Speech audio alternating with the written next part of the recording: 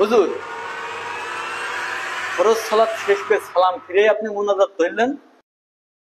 আপনি যে ফরজ সালাত শেষ করে সব মুসল্লিগণ নিয়ে হাত তুলে এইভাবে মুনাজাত করছেন, রাসূল সাল্লাল্লাহু আলাইহি ওয়াসাল্লাম তিনি কি এইভাবে সাহাবীগণ নিয়ে ফরজ সালাতের পরে সালাম ফিরে মুনাজাত করতেন? আসলে ভাই, আমি মুনাজাতের বিপক্ষে, কিন্তু সভাপতি সাহেব বলেছে মুনাজাত না করলে আমার নাকি চাকরিতে রাখবে না। ফরজ সালাতের শেষে হাত তুলে মুনাজাত করা স্পষ্ট বেদাত, এটা রাসূল সাল্লাল্লাহু আলাইহি ওয়াসাল্লাম করেননি। তাহলে আপনি কেন এইটা করাচ্ছেন আপনার মসজিদে? দেখেন হুজুর, আমাদের বাপ দাদা যা করেছে আমরাও সেই জিনিসটাই করব। আপনারা কেউ কি বলতে পারবেন যে ফরজ সালাতের পরে মুনাজাত করে হুজুর যা বলে এটা আল্লাহ তাআলা কবুল করবেন, মানে 100% কবুল করবেন, এমন কেউ বলতে পারবেন?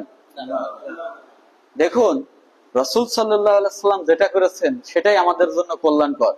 তিনি যখন ফরজ সালাতের শেষে সালাম ফেরাতেন তখন তিনি প্রথমেই বলতেন আল্লাহু আকবার, আল্লাহ সবচেয়ে বড়, বুখারী মুসলিমের হাদিস।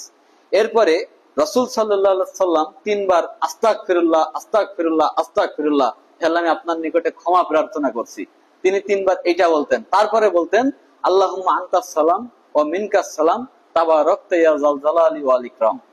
রাসূল সাল্লাল্লাহু আলাইহি ওয়াসাল্লাম এইটা পড়তেন। আর এরপরে রাসূল সাল্লাল্লাহু আলাইহি ওয়াসাল্লাম বলেছেন যদি কোনো ব্যক্তি ফরজ সালাত শেষ করে 33 বার সুবহানাল্লাহ, 33 বার আলহামদুলিল্লাহ এবং 33 বার আল্লাহু আকবার পড়ে, এরপরে যদি বলে লা ইলাহা ইল্লাল্লাহু ওয়াহদাহু লা শারীকা লাহু লাহুল মুলকু ওয়া লাহুল হামদু ওয়া হুয়া আলা কুল্লি শাইইন কাদির, এইটা যদি কোনো ব্যক্তি পড়ে তাহলে তার পাপ যদি সমুদ্রের ফেনা সমতুল্য বিশাল পাপ হয় তবু আল্লাহ তাআলা তা ক্ষমা করে দিবেন। সুবহানাল্লাহ। তো আপনারা বলেন তো, ফরজ সালাত শেষ করে মুনাজাত করলে কি আমাদের সব পাপ ক্ষমা হবে? এখানেই সমাপ্তি নয়। রাসূল সাল্লাল্লাহু আলাইহি ওয়াসাল্লাম বলেছেন যদি কোনো ব্যক্তি ফরজ সালাতের শেষে আয়াতুল কুরসি পাঠ করে, সূরা বাকারা 255 নম্বর আয়াত, তাহলে সে জান্নাতে চলেই গিয়েছে, মানে সে জান্নাতে চলেই গিয়েছে, বাধা শুধু তার মৃত্যু, মরা মানেই জান্নাত। সুবহানাল্লাহ। সিলসিলা সহিহা 972 নম্বর হাদিস।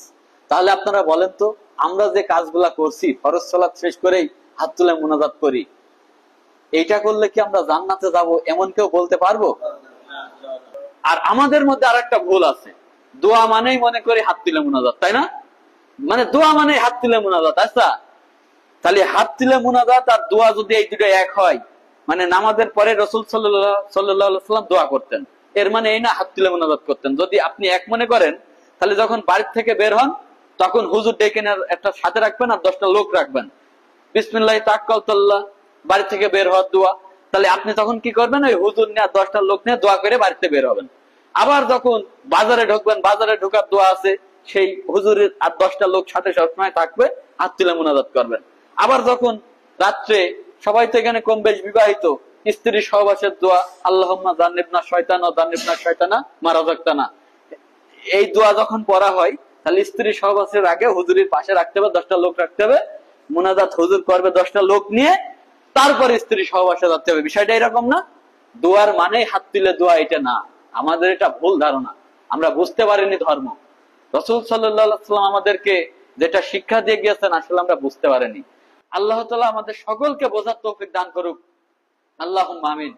তো সভাপতি সাহেব, আপনি বলেন আজকে থেকে কি এই মসজিদে আর হাত তুলে মুনাজাত হবে প্রত্যেক ফরজ সালাতের শেষে? আমি যতদিন বেঁচে আছি এই মসজিদে সালাম ফিরিয়া আর এই মুনাজাত হবে না, আর হতেও দেব না, এটাই আমার কথা, ইনশাআল্লাহ। ইনশাআল্লাহ।